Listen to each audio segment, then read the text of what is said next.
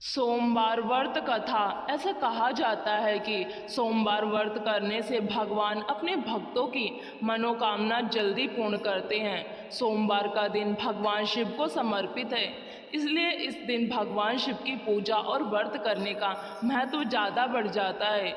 यदि आप सोमवार के व्रत करते हैं तो आपको यह सोमवार व्रत कथा अवश्य पढ़ना या सुनना चाहिए, क्योंकि ऐसा कहा जाता है कि यदि आप इस कहानी को नहीं सुनते हैं तो आपका व्रत अधूरा माना जाता है। पहले हम सोमवार व्रत करने की विधि को जान लेते हैं, उसके बाद हम कहानी शुरू करते हैं। नारद पुराण के अनुसार सोमवार व्रत में एक व्यक्ति को सुबह स्नान करके शिव जी को जल और बेलपत्र चढ़ाना चाहिए तथा शिव गौरी की पूजा करनी चाहिए। शिव पूजन के बाद सोमवार व्रत कथा सुननी चाहिए। इसके बाद केवल एक समय ही भोजन करना चाहिए। साधारण रूप से सोमवार का व्रत दिन के तीसरे पहर तक होता है, मतलब शाम तक रखा जाता है। सोमवार व्रत 3 प्रकार का होता है: प्रति सोमवार व्रत, सौम्य प्रदोष व्रत और 16 सोमवार का व्रत। इन सभी व्रतों के लिए एक ही विधि होती है। सोमवार की व्रत कथा। बहुत समय पहले की बात है। किसी नगर में एक साहूकार रहता था, जिसके घर में धन की कोई कमी नहीं थी, लेकिन उसकी कोई संतान नहीं थी। इस कारण वह बहुत परेशान रहता था। पुत्र प्राप्ति के लिए वह प्रत्येक सोमवार व्रत रखता था और पूरी श्रद्धा भक्ति के साथ शिव मंदिर जाकर भगवान शिव और पार्वती जी की पूजा करता था। उसकी भक्ति को देखकर एक दिन माँ पार्वती प्रसन्न हो गईं और भगवान शिव से उस साहूकार की मनोकामना पूर्ण करने का निवेदन किया। पार्वती जी की इच्छा सुनकर भगवान शिव ने कहा कि हे पार्वती, इस संसार में हर प्राणी को उसके कर्मों का फल मिलता है, लेकिन पार्वती जी ने साहूकार की भक्ति का मान रखने के लिए उसकी मनोकामना पूर्ण करने की इच्छा जताई। माता पार्वती के निवेदन पर शिव जी ने साहूकार को पुत्र प्राप्ति का वरदान तो दिया, लेकिन साथ ही यह भी कहा कि उसके बालक की आयु मात्र 12 वर्ष होगी। माता पार्वती और भगवान शिव की बातचीत को साहूकार सुन रहा था। उसे ना तो इस बात की खुशी थी और ना ही दुख। वह पहले की तरह शिव जी की पूजा करता रहा।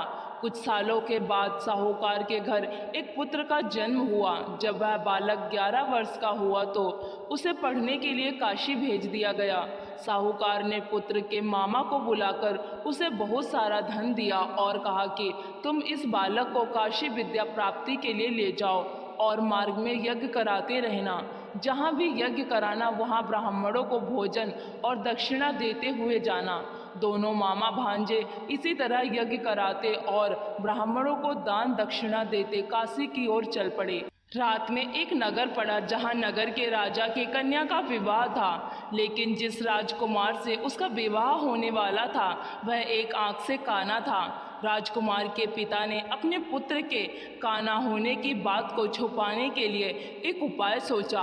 साहूकार के पुत्र को देखकर उसके मन में एक विचार आया। उसने सोचा, क्यों ना इस लड़के को दूल्हा बनाकर राजकुमारी से विवाह कर दूं। विवाह के बाद इसको धन देकर विदा कर दूंगा और राजकुमारी को अपने नगर ले जाऊंगा। लड़के को दूल्हे के वस्त्र पहनाकर राजकुमारी से विवाह कर दिया, लेकिन साहूकार का पुत्र ईमानदार था। उसे यह बात न्याय संगत नहीं लगी। उसने अवसर पाकर राजकुमारी की चुन्नी के पल्ले पर लिखा कि तुम्हारा विवाह तो मेरे साथ हुआ है, लेकिन जिस राजकुमार के संग तुम्हें भेजा जाएगा वह एक आंख से काना है। मैं तो काशी पढ़ने जा रहा हूँ। जब राजकुमारी ने चुन्नी पर लिखी बातें पढ़ी तो उसने अपने माता पिता को यह बात बताई। राजा ने अपनी पुत्री को विदा नहीं किया, जिससे बारात वापस चली गई। दूसरी ओर साहूकार का लड़का और उसका मामा काशी पहुँचे और वहाँ जाकर उन्होंने यज्ञ किया। जिस दिन लड़के की आयु 12 साल की हुई उसी दिन यज्ञ रखा गया। लड़के ने अपने मामा से कहा कि मेरी तबीयत कुछ ठीक नहीं है। मामा ने कहा कि तुम अंदर जाकर सो जाओ। शिव जी के वरदानानुसार कुछ ही देर में उस बालक के प्राण निकल गए। मृत भांजे को देख उसके मामा ने विलाप शुरू किया। संयोगवश उसी समय शिव जी और माता पार्वती उधर से जा रहे थे। पार्वती ने भगवान से कहा, स्वामी, मुझे इसके रोने के स्वर सहन नहीं हो रहा, आप आप इस व्यक्ति के कष्ट को अवश्य दूर करें। जब शिव जी मृत बालक के पास गए तो वह बोले कि यह उसी साहूकार का पुत्र है जिसे मैंने 12 वर्ष की आयु का वरदान दिया। अब इसकी आयु पूरी हो चुकी है, लेकिन मातृभाव से विभोर माता पार्वती ने कहा कि हे महादेव, आप इस बालक को और आयु देने की कृपा करें, नहीं तो इसके वियोग में इसके माता पिता भी तड़प तड़प कर मर जाएंगे। माता पार्वती के आग्रह पर भगवान शिव ने उस लड़के को जीवित होने का वरदान दिया। शिव जी की कृपा से वह लड़का जीवित हो गया। शिक्षा समाप्त करके लड़का मामा के साथ अपने नगर की ओर चल दिया। दोनों चलते हुए उसी नगर में पहुँचे जहाँ उसका विवाह हुआ था। उस नगर में भी उन्होंने यज्ञ का आयोजन किया। उस लड़के के ससुर ने उसे पहचान लिया और महल में ले जाकर उसकी खातिरदारी की और अपनी पुत्री को वहां से विदा किया। इधर साहूकार और उसकी पत्नी भूखे प्यासे रहकर बेटे की प्रतीक्षा कर रहे थे।